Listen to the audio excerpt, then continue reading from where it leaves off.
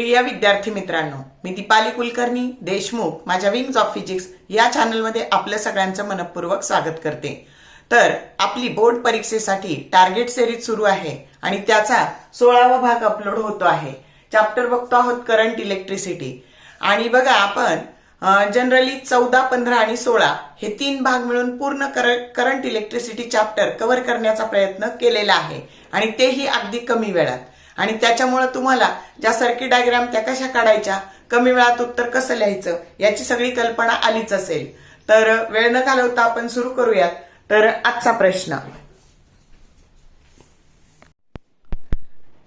असा आहे बघा, describe with the help of a neat circuit diagram how you will determine the internal resistance of a cell by using potentiometer, derive the necessary formula. थोडक्यात काय तर आपल्याला सेलचा internal resistance काढायचा आहे आणि आधी सर्किट डायग्राम कशी काढायची ते बघू आणि त्यानंतर त्याचा फॉर्म्युला कसा ऑब्टेन करायचा ते सगळं बघू। तर सगळ्यात आधी असा पोटेन्शिओमीटरचा हा बोर्ड काढून घ्यायचा, व्यवस्थित पट्टीने काढा। आता हा एकदा पोटेन्शिओमीटरचा बोर्ड काढला की याला ए पॉइंट म्हणायचं आणि याला बी पॉइंट म्हणायचं। आता हा ए पॉइंट आणि हा बी पॉइंट। आता इकडचा जो भाग आहे तो बॅटरी, की आणि रेहोस्टॅट हा असा काढून घ्यायचा, नावं देऊन टाकायचे। ही बॅटरीचा ईएमएफ ई, ही की आणि हा रेहोस्टॅट। ओके, आता इकडच्या भागात काय काय काढायचं तर हा असा तुमचा पी पॉइंट काढायचा। या पी पॉइंटला सेल जोडायचा की ज्याचा इंटरनल रेजिस्टन्स आपल्याला काढायचा आहे त्याला E1 असं म्हणा, त्याचं पॉझिटिव्ह टर्मिनल इथं जोडायचं आणि ह्या सेलचा इंटरनल रेजिस्टन्स त्याला स्मॉल आर असं म्हणायचं। त्यानंतर इथं एक की जोडायची। मग आता 2 की झाल्यामुळे इला K1 म्हणायचं आणि इला K2 म्हणायचं आणि इथे रेजिस्टन्स बॉक्स जोडायचा आणि त्यातून जो रेजिस्टन्स आपण काढणार आहे त्याला कॅपिटल आर असं म्हणायचं। त्याच्यानंतर याला पी क्यू, त्याच्यानंतर इथे एस आणि टी असं लूप म्हणायचं। त्याच्यानंतर इथे गॅल्व्हॅनोमीटर जोडायचा आणि गॅल्व्हॅनोमीटरच्या एका टोकाला म्हणजे गॅल्व्हॅनोमीटरचं एक टोक या इथपासून जोडायचं आणि दुसऱ्या टोकाला जॉकी जोडायची आणि आता आपलं सर्किट कंप्लीट झालेलं आहे। ही अशी करंटची डायरेक्शन दाखवायची। समजली फिगर मी कशी कंप्लीट केली ती? तर मग आता जे केलंय ते सगळं लिहायचं, डिस्क्रिप्शन आपण लिहायचं। इथं जी आपण प्रोसिजर केली ती अगदी शॉर्ट मध्ये लिहायची आणि सगळ्यात महत्वाची कंडिशन की ही जी तुमची बॅटरी आहे आणि ही सेल आहे तर बॅटरीचा EMF that should be greater than the EMF of the cell, ही सगळ्यात महत्वाची condition. And a point that is at higher potential. आता 2 स्टेप मध्ये प्रयोग करायचा। पहिल्यांदा काय करायचं तर K1 क्लोज, ही की क्लोज करायची आणि K2 ओपन करायची आणि मग आता तुम्हाला माहितीये ही ओपन आहे म्हणजे ही सेल फक्त इथं कॉन्टॅक्ट मध्ये येणार आहे आणि मग ही जॉकी वापरून आपल्याला बॅलन्सिंग लेंथ शोधायची आहे। मग आता काय झालं तर इक्वेशन तुम्हाला मिळालं E1 that is equal to K into L1। ही बॅलन्सिंग लेंथ शोधली, तिला L1 असं म्हटलं, याला इक्वेशन नंबर 1 म्हणू। आता दुसरी स्टेप, आता दोन्ही की क्लोज करायच्या, K1 क्लोज आणि K2 पण क्लोज। आता हे क्लोज झाल्यावर हे कॉन्टॅक्ट मध्ये आलं आणि मग आता इथे तुम्हाला potential difference that is equal to जी बॅलन्सिंग लेंथ मिळाली तिला L2 असं म्हणायचं। हे 2 समजले असे 2 इक्वेशन। आता इक्वेशन 1/2 म्हणजे E1 by V that is equal to L1 by L2 हे इक्वेशन आपल्याला मिळालं, त्याला इक्वेशन नंबर 3 म्हणायचं। ओके, आता काय करायचं तर आता हे जे लूप आहे P Q S T P याला किर्चॉफ्स व्होल्टेज लॉ लावायचा।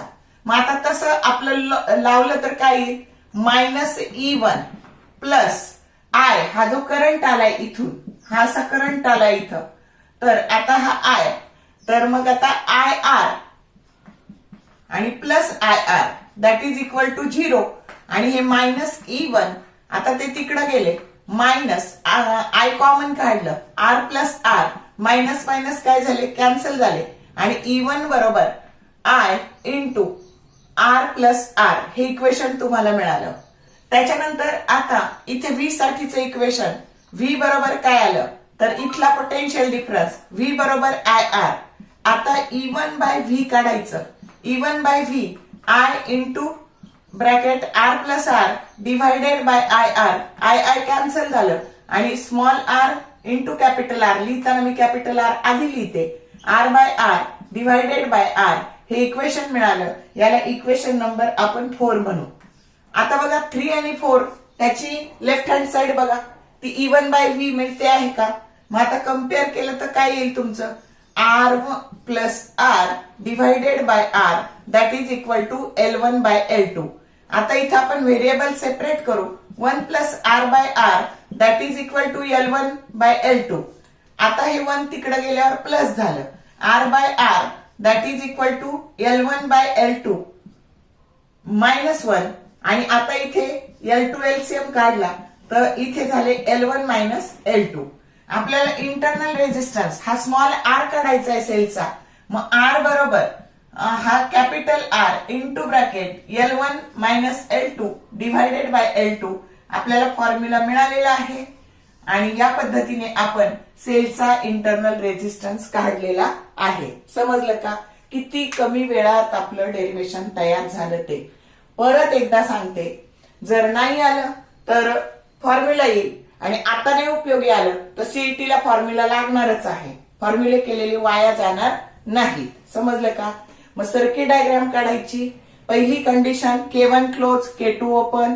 मग इथे फक्त हे सर्किट याच्यात येणार नाही, फक्त E1. मग E1 ला बॅलन्सिंग लेंथ L1 मिळाली. या केचं नाव मी सांगितलेलं आहे.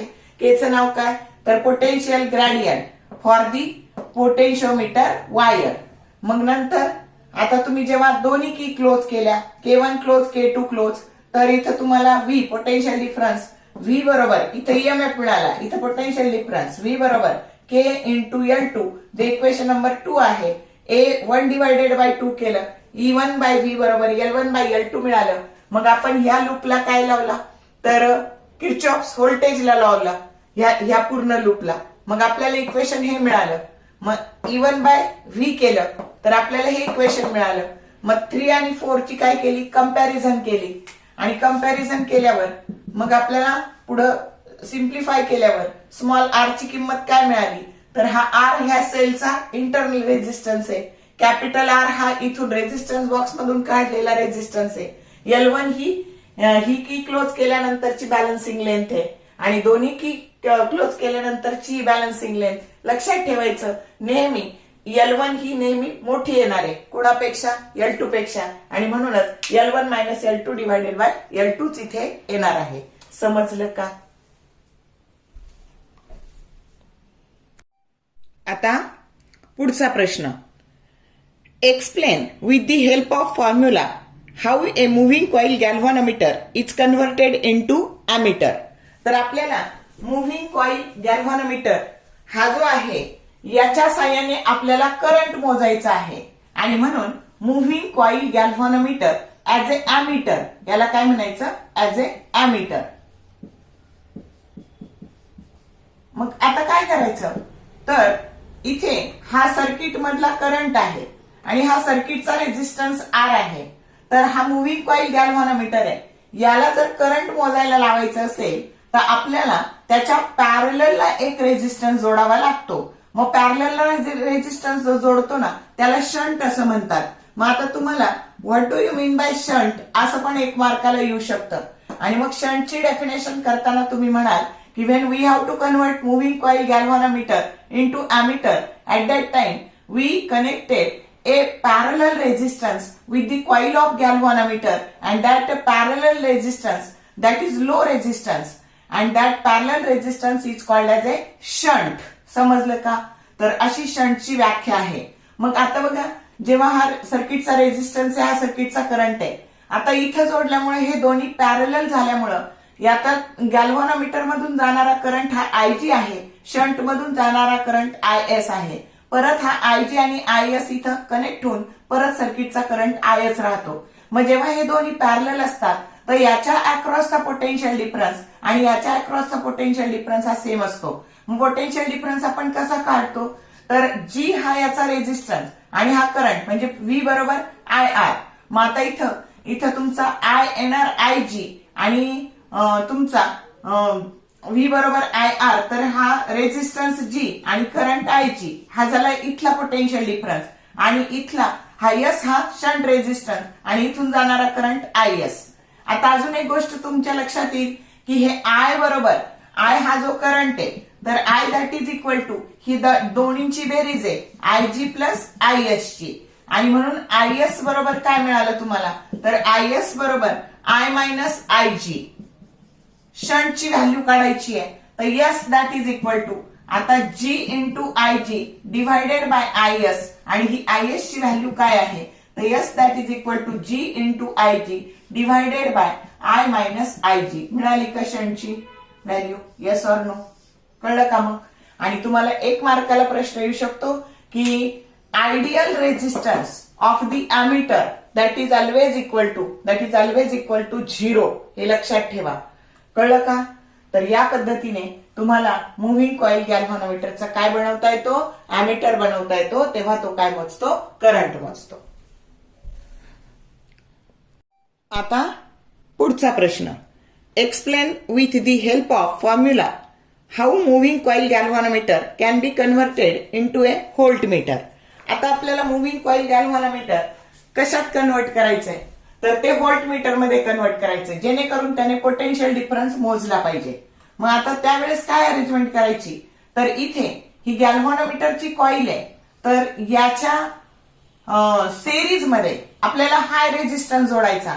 अॅमीटर बनवताना आपण लो रेझिस्टन्स हा पॅरलल मध्ये जोडला, शंट म्हटलं त्याला. इथं मात्र आपल्याला हाय रेझिस्टन्स इथे जोडायचा आहे. गॅल्व्हॅनोमीटरच्या कॉइलच्या याच्यात हाय रेझिस्टन्स जोडायचा आहे. मग आता बघा हा जो आयजी आहे हा सरळ इथून हे सेरीज मध्ये असल्यामुळं याच्यातून पण आयजीच जाणार आहे आणि याच्यातून पण आयजीच करंट जाणार आहे. मग हा जो पोटेन्शियल डिफरन्स आहे तर याच्या अक्रॉसचं पोटेन्शियल डिफरन्स आणि याच्या अक्रॉसचं पोटेन्शियल डिफरन्स त्याची ती बेरीज असणार आहे. मग आता पोटेन्शियल डिफरन्स आपल्याला करंट इंटू रेझिस्टन्स म्हणजे आयजी इंटू एक्स प्लस आता आयजी इंटू जी हा आपल्याला या दोन्हीच्या अक्रॉस पोटेन्शियल डिफरन्स मिळाला. मग आपण जर आयजी कॉमन काढलं तर कंसात शिल्लक काय राहिलं, एक्स प्लस जी शिल्लक राहिलं. मग आपल्याला हे एक्स काढायचंय की हा जो हाय रेझिस्टन्स आपण सिरीज मध्ये जोडला तो किती, तर बघा एक्स प्लस जी बरोबर व्ही बाय आय जी आणि म्हणून एक्स बरोबर V by I G minus G. समजलं का? तर असा हा जो आपण हाय रेझिस्टन्स सिरीज मध्ये जोडलाय त्याची व्हॅल्यू आपल्याला मिळेल आणि नाही आलं तर न्यूमरिकल सोडवायला हा फॉर्म्युला आपल्याला कामा येईल. तर समजलं का?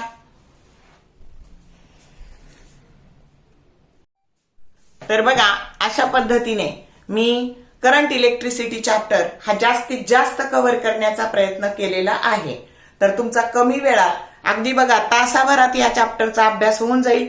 टार्गेट सिरीज मध्ये आपण असं चॅप्टर वाईजच फोकस केलंय. बऱ्यापैकी सुपरपोजिशन कव्हर केलेलं आहे आपण, बऱ्यापैकी रोटेशनल डायनेमिक्स कव्हर केलेला आहे. त्यानंतर बऱ्यापैकी आपण current electricity short question series मध्ये आपण सेमी कंडक्टर कव्हर केलेला आहे. असे महत्वाचे प्रश्न जेवढे शक्य आहे कमी वेळात तेवढे घेण्याचा मी प्रयत्न करते आहे.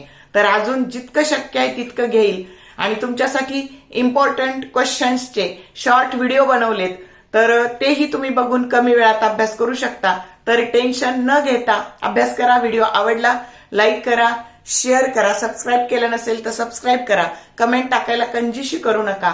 All the best for your study and thank you for watching this whole video.